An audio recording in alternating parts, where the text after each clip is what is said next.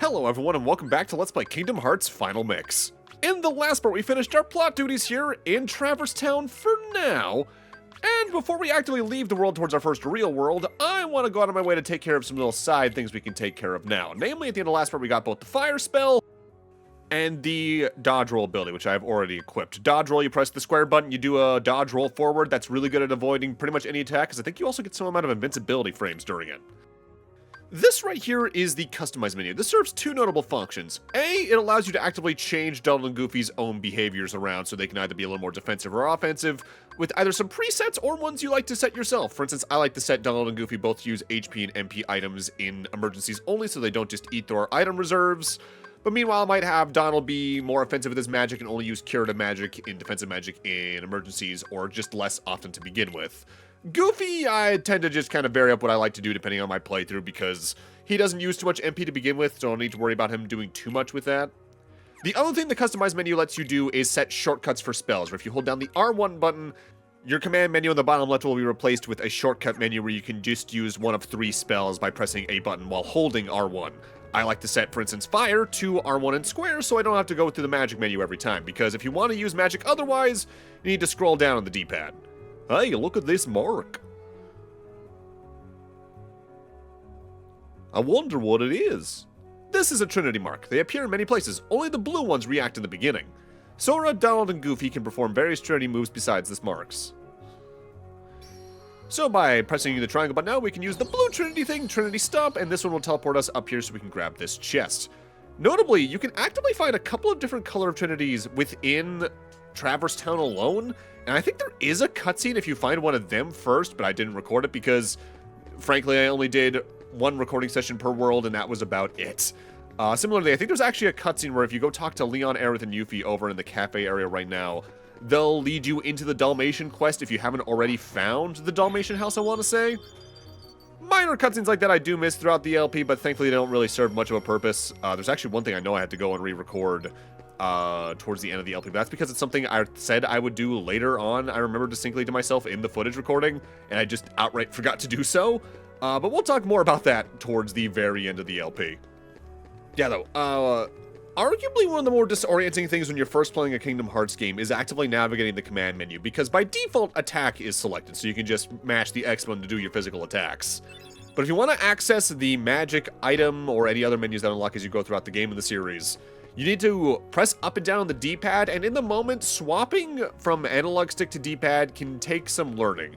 I personally, over the years, found myself adopting what eventually became known as the claw stance by the Monster Hunter community, where I just always have my left index finger on the D-pad while playing these and my left thumb on the left analog stick so I can move and select my commands willy-nilly, but do whatever you think fits your own tastes. Now, I'm really digging into my memory here, as I haven't played vanilla Kingdom Hearts 1 on the PS2 probably since prior to 2011. And future me, due to that, correct me if I'm wrong, but I want to say in that version of the game, Camera was either automatic, based on your lock-ons, or otherwise mapped to the L2, R2 buttons instead of the right analog stick, because it was early enough on the right analog stick's existence where it wasn't always necessarily used for camera stuff. Due to that, if memory serves at least, you could use the right analog stick to move the command menu back and forth, which was kind of nice for movement as well, but I'm more used to playing this game like how Kingdom Hearts 2 controls anyway, which has actively kind of helped here in HD Remix. As whenever you see a triangle command show up on the bottom left of the screen, that is actually a mechanic they added in the HD Remix that I'm playing here. In the original Kingdom Hearts 1, context-sensitive actions like opening chests, investigating stuff and all that, was instead mapped to the bottom option of the command menu, so the blank option below items right now. On that note though, I should finally talk about something. I have distinctly opened every part of this Let's Play as Kingdom Hearts Final Mix. Let's talk about what the latter part of that title means exactly. Now, future me can chime in on exact dates, because hell if I remember at this point. But long story short, the original Kingdom Hearts was released on the PlayStation 2 across 2002 worldwide. Months after the original release though, Japan exclusively got Kingdom Hearts Final Mix, and they kept being the only territory to get Final Mixes as the series got them until Kingdom Hearts 1.5 HD Remix was released worldwide on the PS3 in 2013. As a version of Kingdom Hearts 1, Final Mix added a lot of content, namely some new weapons, added cutscenes, and a new super boss. They also, as covered last time, recolored several Heartless and rebalanced some abilities and other minutia. I'm covering, like, 85 to 90% of what Final Mix adds in this LP. But I should also state, if you already have Kingdom Hearts 1 on the PS2 and you're curious about Final Mix, you're really not missing out on too much in this game specifically, as it's more just an expansion on what Kingdom Hearts 1 already had. Meanwhile, say Kingdom Hearts 2 or Birth by Sleep Final Mix, they got enough reworks and added content that you might as well consider them completely different games. Either way, we can use the fire magic on the door we just went through to come over here and access this building.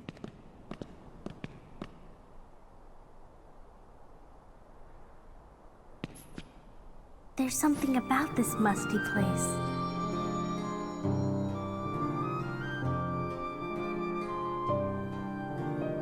It reminds me of the secret place back home, where we used to scribble on the walls. Remember? Kyrie? Sora?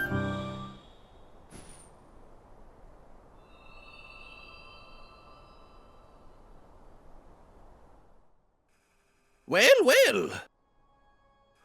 You've arrived sooner than I expected.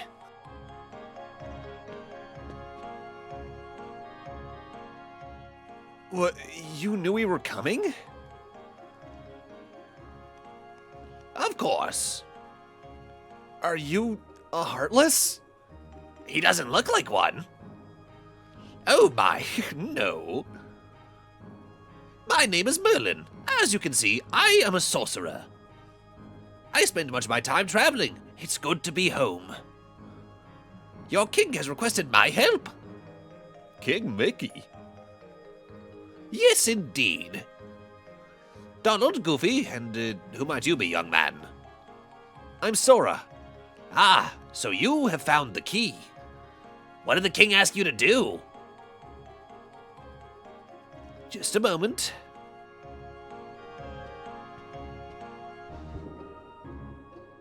Presto!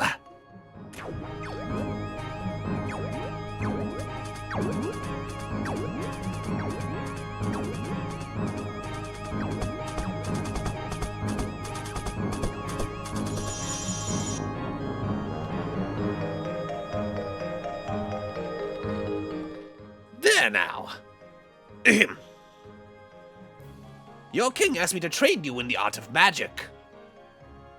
We can start any time you like. Let me know when you're ready to begin the training. Oh, and one more thing.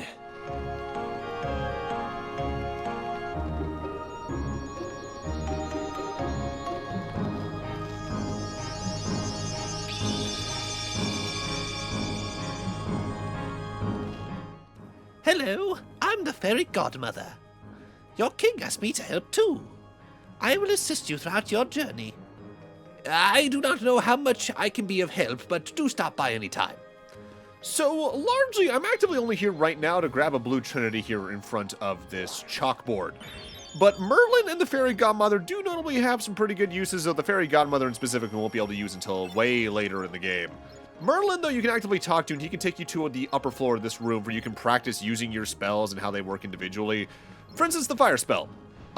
It can be rapid-fired and moves pretty quickly and has some pretty good homing on it, but it's far from the strongest spell in the game, especially at stage 1. Keep in mind this little section of the 3rd district for later, by the way, but for right now we can also now use the Keyblade to unlock this lock and gain a shortcut from the 3rd district back to the 1st district, so now getting around Traverse Town is a lot easier. Now, across this part already, I've been grabbing several postcards across Traverse Town and I'm mailing them all in. Most notable thing I gain here is a Mega Ether, because we haven't talked about Ethers to begin with in this. Ethers are how you recover MP, which you use to use spells. In specific, I think the Fire spell uses 1 MP, which is 1 full blue section on your MP bar. Ethers restore 3 MP. With that said, worth noting the MP system in Kingdom Hearts 1 is a little bit unique compared to other games in the series, let alone other action RPGs. In specific, as you collect MP bubbles that drop from enemies or do damage to enemies, an orange bar will fill up across your MP gauge. When you fill up the next successive bar of it, so say I have 1 MP left and I fill up the entirety of my MP bar with an orange gauge, you will gain a full MP back. With that said, you can still use that orange gauge as substitute MP. In specific, given I currently have 2 MP due to my Dream Shield choice and sacrificing the Dream Sword, I technically have 2 casts of fire ready at any point in time, but if I have a full orange bar on top of that, I can actively cast fire 4 times. That's pretty much everything I wanted to showcase here in Traverse Town, though, so it's time for us to finally head to the overall world map. I guess world's map is more accurate, even. The green cursor shows your current position. Select your next destination with the cursor. Observe the battle level when selecting destinations. More stars means stronger Heartless in that world. So, just by using what Chip and Dale said right there, if we actively look around from Traverse Town, this is a 1-star battle level world, and the other one, I think, is even a 2-star. We travel to different worlds on the Gummi Ship. The Heartless ships often give us a hard time. Always be on the lookout during flight. Your journey will be documented until you reach your destination. Seek out the missions each world has to offer. Control the Gummi Ship with the left stick. Tilt it up to descend and tilt down to ascend. The blue gauge shows the power level. Firing lasers, among other things, consumes power. The green gauge shows the strength of the armor. If it reaches 0, it's back to the departing point. Gummi Ship missions in Kingdom Hearts 1 are effectively roadways between worlds that play like baby's first Star Fox. With that said, you do want to take out enemies on panels along the way. It's not like they drop extra health in case you're low on health or ammo for your power gauge. But enemies in specific can also drop extra gummy blocks, and eventually we'll be able to use those to either upgrade our current Gummi Ship or even build entirely new ones. They can also drop blueprints that actively give you full other ones, one of which I just collected right now, an Ahriman ship. We're not going to be able to customize it for a while, but keep that in mind for later. Now, one of the big things that Kingdom Hearts Final Mix added actively involves the Gummi Ship missions between worlds. I believe I showcased the menu for this later on, but effectively every world you make your destination has 3 missions tied to it, with the mission completing as you reach the world in question by fulfilling whatever the mission wants. Usually they start with a score attack, like for where we're heading right now, the first mission is to get a score of 120 or above, but as you get higher in rank, the missions get more obscure and ridiculous. For instance, the second mission on this route in specific is to set out from the 2-star battle level world forward here while collecting 40 shield blocks that restore your health from destructible objects. The third missions for a world are usually where they just get ridiculous. One that I immediately remember off the top of my head is Traverse Town's third mission, where you need to set out from the penultimate world in the game back to Traverse Town while obtaining a score of 0 by the end of it, so you need to be completely non-aggressive. Every mission does have a notable strategy. I believe khguides.com has a pretty good set of them for all of them.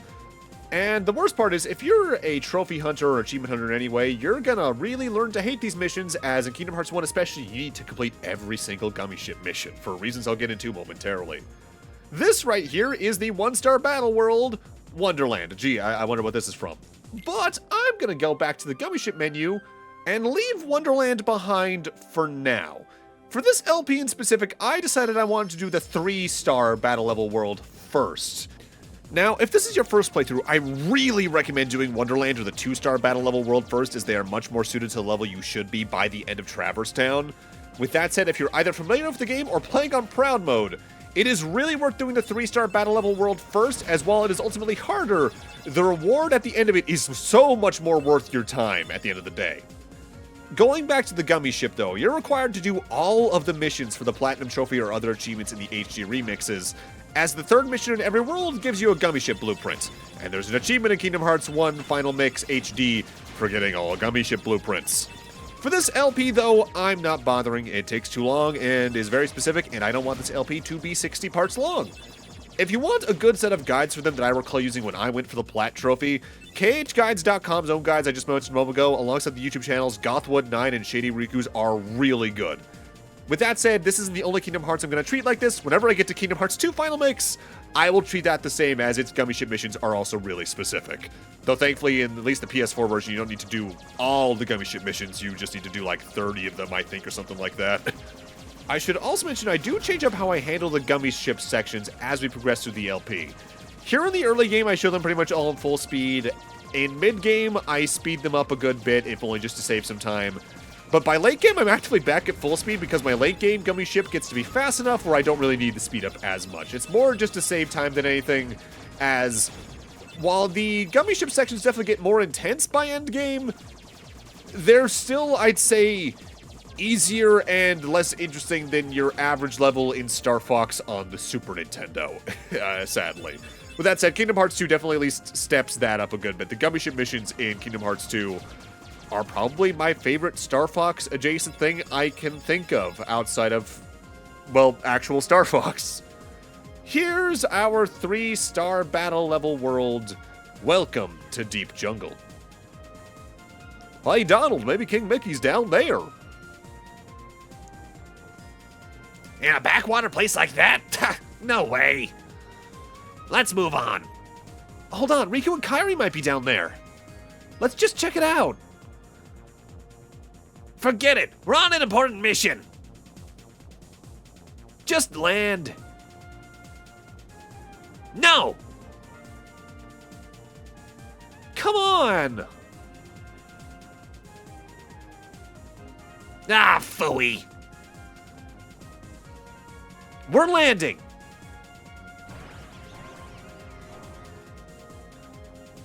Don't touch that. No.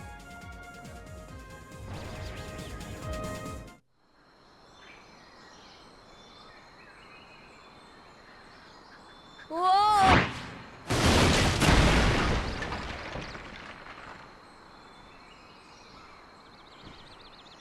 Oh, my head. Donald? Goofy?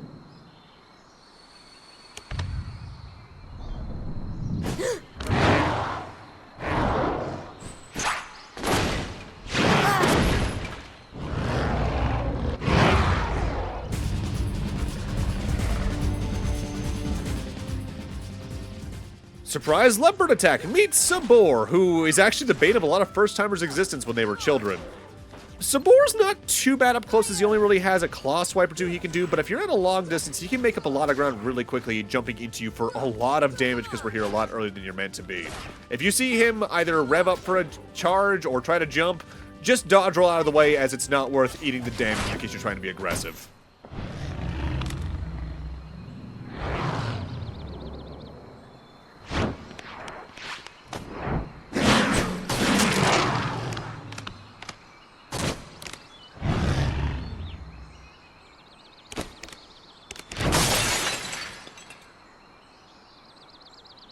Sabor. Danger. Thank you. Thank you. What is this place? This place. Okay. Where did the others go?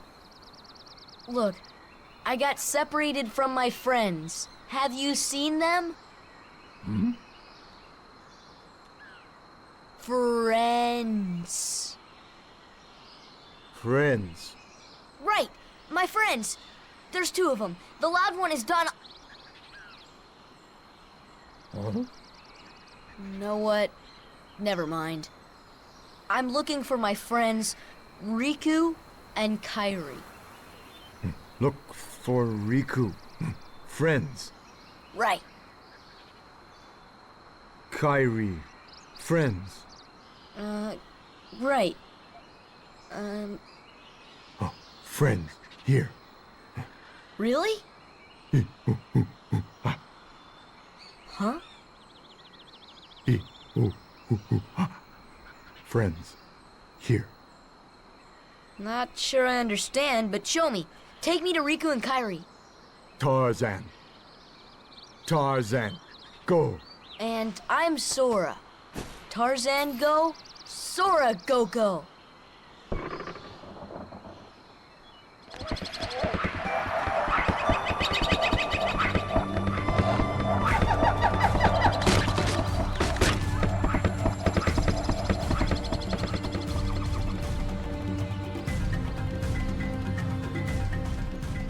Gosh, where are we?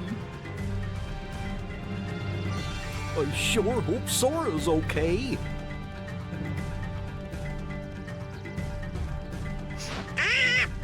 Who needs him? We can find the kid without him, huh? Oh,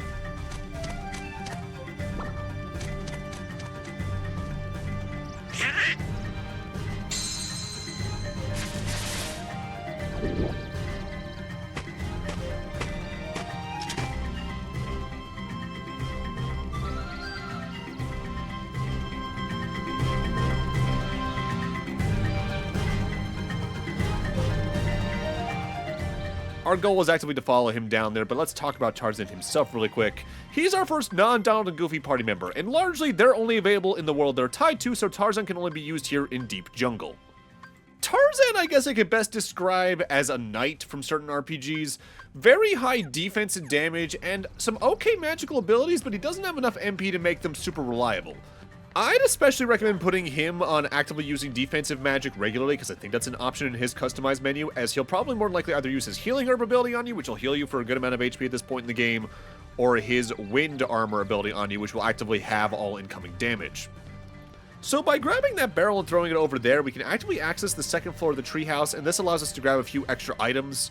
For years, I actively never thought about using the barrel to do this, though. I waited until we got the ability to jump higher later in the game to get up here, which honestly isn't the biggest deal because the items up here aren't super useful, but hey, it's nice to have while you can. With that said, I should note, I believe if you actively take too long in the Sabor fight, he will create a hole in the floor of the treehouse that leads to the netting below, which will be there the rest of the game. I don't think I've seen that thing spawn in, though, probably since the mid-2000s. The Sabor fight goes the same way whether you win or lose, just like the Leon fight. You don't gain any extra experience for actively doing a lot of damage either, so it's ultimately not something you need to really play super well with. Second protect chain up here. This is actively more useful if you're playing on proud mode or if you actively sacrifice the shield earlier in the game, because then you can get yourself back up to your natural defense point more than likely. I don't think I've sacrificed the shield in this game, though, in years. I really do just tend to stick with taking the shield and sacrificing the sword, as the AP and defense are just that much more worthwhile to me. Even on normal mode, really. But with that, I'm going to need to end this off here. Thank you guys for watching, and in part 6, we're going to explore deeper in Deep Jungle, and who knows, maybe even reunite with Donald and Gooby in the process. See you guys then.